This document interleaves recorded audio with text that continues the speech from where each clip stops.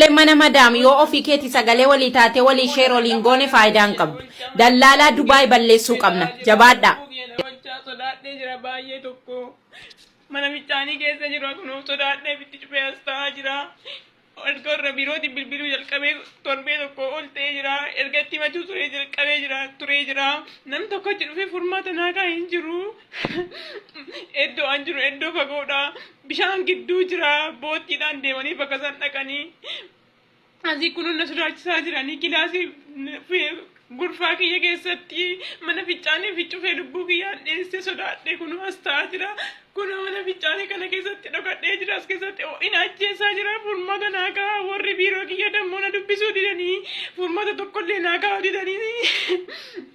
Asiniin jedha baay'ee sodaadhee jira. Bakka ani barbaadu yoo barbaade na geggeessi erga nan feenee jennaani qarshii kiyya naa deebisnaan jettee.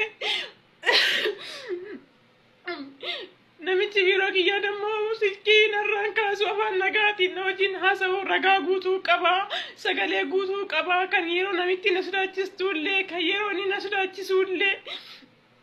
Furmaata tokko naakaa rabbii sodaadhaa waaqa sodaadhaa isiniin jedha. Ay carraa shamarran biyya Arabaa. Obboleettiin keenya tokko adaraa maaloo Dubaay keessa jirti. Akkuma anaa akkuma siin nan dalagadheettee biyya ormaa dhufte. Kan dhuftes biyya Dubaay dhufte. Erga dhuftee mucayyoon kuni dararaa hedduu keessa jirti. Egaa akka obboloota koo maaloo lubbuu koo na baraaraa iddoo malee hin jira. Shinti beetii keessa hin jira. Si ajjeefna jedhaa na doorsisaa jiranii. Maaloo lubbuu koo baraaraa jetti. Ay ijoollee keenya maal goona gubanne lapheen nu gubate dhugaa waaqa mar'imaan nu gubate jechuudha. Ani hoo mana gaarii jira isaan mana gaarii hin jiran. Ashamaa akkam jirtu hordoftoota kabajamtoota chaanala kootii kan biyya keessaa kan biyya alaa bakka jirtu itti nageenyu. Waaqayyo siniyaa baay'atu akkam jirtu kan obboleettiin keessa nagaa guutuu qaba galata waaqayyo jecha egaa warroon chaanal kee afaaraa taatan immoo subscribe gochuudhaan maamila keenya ta'aa isiniin jedha. Egaa hordoftoota kiyya akkuma viidiyoo amma jalqaba obboleettii keenya bu'aa jirtu Dubaay keessaa bu'aa jirti. Warra akkana godhu warra dallaalatti. Dallaalatti bilbilattee yookiin dallaalaa ishii fidee itti bilbilattee jennaanii furtee tokko kennuu fi dida mucayyoo kanaa jechuudha. Maaliif akkuma gisee dura viidiyoota hojjenne irratti illee waa'ee dallaalaa kana baay'ee ifa sinii goonee jirra. Dubbanne jira. Sababni isaas yeroo dallaalaan deemte dallaala asumatti sin gurgurata malee wanta ati maadhirra akka jirtu quba sin qabu. Bilbila gisee itti biyyaa dhufta sinii kennanii bilbila lamaa sinii kennanii garuu bilbila tokkoon seeraa kaasuun hin kaasanii jechuudha. Furtee keessii muruu hin danda'an. Dhugaa hedduutu akka nama gaddisiisa. Jireenyi biyya ormaa ijoollee keenya wanti hin goone jiru. Egaa obboloota koo adaraa keessan keessattuu warra Dubaay jirtanii mucayyoo kana du'arraa baraaraa lubbuu ishii baraaraa gaafa isheen duute boo'uun faayidaa hin qabu. Har'a yoo walii boonye wayyaa har'a yoo walii mirmanne wal har'a yoo walii iyyane wayyaa adaraa keessan ijoolleen Dubaay jirti. Mucayyoo suuraa agartan kana viidiyoo ishii boochee himachaa jirti. Shinti beetii keessan jira. Lubbuma kiyya na baraaraa adaraa keessanii biyyatti illee na galchaa naan dandeenye si ajjeefne jedhanii na doorsaa jiru. Dararaa hamaa narraan geessaa jiru. Lubbuma tiyya sodaadhee maaloo lubbuu tiyya na baraaraa jechaa jirti. Maaloo lubbuu tiyya na baraaraa jechaa jirti. Egaa akka obboloota koo nuti gaafa biyyaa baanu takka lubbuu keenya dhabuu takka lubbuu maatii keenya dhabuudha. Akkasuma biyya ormaa keessatti wanta nu qunnamu hin beeknu. Kana nu qunnama miti kan nuti kan baanu jijjiiramaa baana waan ta'eef. Kanaaf obboloota koo ishiinis akkuma kiyyan nan dalagadhattee biyya ormaa dhuftee siqaayii meeqaa agarti ijoolleen keenya biyya kana keessatti adarra keessan viidiyoo akkanaa yoo agartan sheerii godhaatii namoota biraan gahaa nama dhimmi ilaalatu biraan gahaa mucayyoo kana lubbuu ishii baraara guyyaa duune walii boo'uun faayidaa hin qabu yookiin reeffa galchaadhanii gargaarsa guuruun faayidaa hin qabu har'a gizee lubbuun jirtu kana walii mirmadhaa adaraa keessa wal biraan darbin adaraa keessattuu ijoollee qibamuutti nama daami jirtan wal biraan darbin yoo dhuguma dhugaasitti dhagaam ta'e boruu anasis waan irra ga'uun beenu waan ta'eef walii mirmadhaa hundi keessaniyyuu adaraa keessan kuni dhaamsa kooti. Adaraa ijoollee dhugaa waaqaa hin nyaannantu nama nyaatti har'a hin dalaganne jennee biyyaa baanee ijoolleen biyya ormaa keessatti yoo kattarramu jireenya si jibbisiisa dhugaa rabbi jireenyuma si jibbisiisa jechuudha. Maal hanga yoo miti garuu nuti hanga yoo miti lammiin keenya biyya ormaa keessatti kan darramu. Biyyoota garaagaraa irratti kan dararamaa jiru hanga yoo miti lammiin keenya maaliin mootummaan nu dubbatu hin qabnu nuti qoy kan rakkina guddaa qabu ammallee dallaaltota keenya malee warra biyya arbaa jiru warroota biyya arbaatiin jechuudha kan dallaala keenya kan rakkina guddaa qabu jechuudha kan isaa ijoollee keenya irraan dallaalatu rakkina guddaa qaba adiraa keessan ijoolleen biyya irraa dhuftan adiraa keessan ofii gadha seeran deemaa karaa seera qabeessan deemaa waggaa tokko waggaa lama isaa guuttanii seeran guutaa foormii keessan paaspoortiin keessan biyya kana dhufee isa laalatanii suuraa keessa wajjiniin biyyatti deebi'ee achiiftattanii dhuftanii manuma sasseentan jechuudha rakkoo tokko malee dhugaa waaqa isiniin jedha. Oduu seera ta'ee har'a isaanillee seera sodaatu kun immoo si bitatte waan ta'eef akka fedha keetti si gootichi barbaaddu si ajjeesti barbaaddu akka barbaadda si goote jechuudha. Kanaaf yeroo baay'ee nuti karaa seeratiin deemaa kan jennu isa kanaadha. Dallaalli immoo biyyatti birrii sirraa quncisa asitti birrii sirraa asitti si gurgurata jechuudha. Biirootti si gatee jechuudha. Kanaaf adaraa obboloota kooyii waliin mirmadhaa lammiif kafana kan jedhani lammiin mirmata kan jedhan isa kanaa yoo hin ta'ini lammiif hin ta'u jechuudha. Osoo saba biyyaa ta'e garuu sabni biraa dararamuu hin danda'u. Maaliif sababii isaas mootummaa isaatiitu eeggata lammii ofii jechuudha. Keenya garuu nama nuu mirmatu dhabne nama nuu eegu dhabne keessattuu kan nu dararaa jiru daldaltoota fakkeessitoota biyya garaagaraa irratti ijoollee keenya gurguratan jechuudha. Innaa kanaaf adaraa keessan ofiif sheerii godhaati obboleetti keenya kana kaaduu jalaa baraaraa.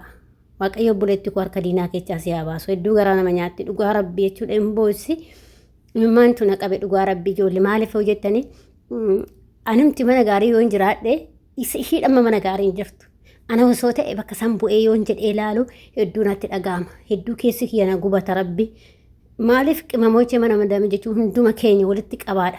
Anas atis tokkuma garaagarummaa hin qabnu jechuudha. Wanti garaagarummaa nu qabsiise takka hin jiru dalagachuuf baane hundi keenya jechuudha. Of jijjiirree maatii keenya jijjiiruudhaaf kan biyyaa baane garuu biyya ormaa keessatti kan dararamaa jiru ni'idha jechuudha.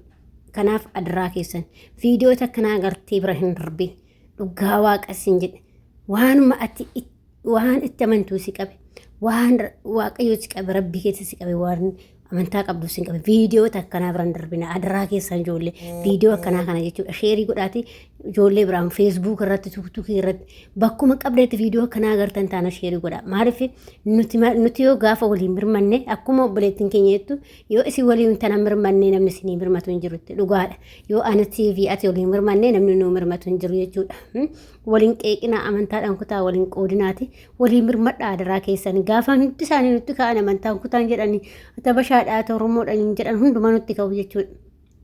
Isaan jarri jechuudha. Garuu waliin mirmadhaa adaraa keessan isin jechuu jaradha.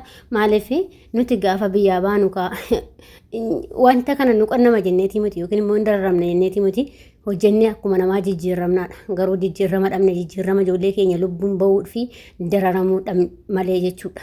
Hedduu nama gaddisiisa. Jireenyi biyya ormaa wanta ijoollee keenya hin goone hin qabnu jechuudha. Dhugaa waaqayyo jechuudha. Kanaaf adaraa keessan obboloota kooyi hanga danda'ametti viidiyootuma akkanaa agarte taanaan sheerii gootu malee biraan darbin. Bakka sheerii godhi waanuma qabda irratti sheerii godhaa. Namoota bebbeekamoo irratti sheerii godhaa. Nama keessattuu ijoolleen Dubaay jirtan isaan himachaa jiran. Fakkeenya ijoolleen Saudii keessa dararamu Saudii jechi. Ammoo Kuwait keessa dararamu Kuwait jetti. Kan Dubaay keessa dararamu Dubaay jetti. Jordoon jetti isaan himachaa jiru ta'eef warra akkasii kanneen sheerii godhaa warra dhimmi ilaalatu biraan akka ijoollee kana du'a jalaa baraaran akka mucayyoo kanallee du'a jalaa baraaran guyyaa mooshii waa taate reeffa galchina jettanii walitti yaatanii feesbuuk irratti tuktukii irratti iyyuu hin barbaadinaati har'uma tan walii mirmadhaa osoo lubbuun ishee hin bahin mucayyoo kana jechuudha garaana nyaattee dhugaa rabbi nan dalagadha jettee yoo har'a akkatti biyya ormaa keessatti siqaayii argan maaliif bu'aa gam jiraanna kuma lakkoofna malee kuma hin jiraannu dhugaa rabbi kuma lakkoofna malee kuma hin jiraannu kanaaf nuti hagam jiraanna biyya ormaa keessatti akkatti dararamti ijoolleen teenya dhugaa rabbi na biraa obboleewwan koo akkatti dararamu jechuun aniif isaanis tokkuma jechuudha garaagarummaan qabu kanaaf adaraa keessan obboloota koo viidiyoota akkanaa biraan darbina rabbi jedhaati biraan darbina waaqayyo jedhaati biraan darbina hedduu natti dhaga'ame hamileen na cabe rabbi kubanne marmaan dubbate waan dubbanne wallaalle dhugaa rabbi wanta dubbanne wallaalle keessa keenya gubate dhugaa rabbi jechuudha waan dubbanne wallaalle dhugaa rabbi adaraa keessan adaraa isinitti haa ta'u. Wanni isiniin jedhu hin qabu. Wanni isiniin jedhu hin qabu. Sheerii bichaa godhaatiin waanuma dhimmi ilaallatu biraan gahaa micaa keessattuu ijoolleen Dubaay jirtanii sheerii godhaatii biiroota Dubaay biraan gahaa daldaaltota Dubaay biraan gahaa. Daldaaltota Dubaay fi dadhabne daldaaltota hunduma daldaaltota biyyuma hundaa dadhabne bara tokko lamaa miti beekan hundumtuu kasi gurguratu malee lammii keetis yaadu hin jiru jechuudha. Kanaaf adaraa keessa waaqayyo si faana haa ta'u obboleettii koo waaqayyo harka diinaa keessaa illee si haa baasu. Isin saga danda'ametti sheerii walii godhaa isiniin jedha. Akkuma itti fufetti jira dararaan ijoollee keenya hedduu takka jechuudha. Saawud Arabiyaa keessattis kun akkasumatti jira jechuudha dararamaa jirti. Sababiin dararamu immoo biiroo keenyatu ijoollee keenya irratti miidhaa geessaa sababa saniif jarri deemu dararaa jiru jechuudha. Maa akkasii isiniin jedha obboloota koo waaqayyo harka diinaa keessaa si haa baasu obboleettii koo gubanne dhugaa.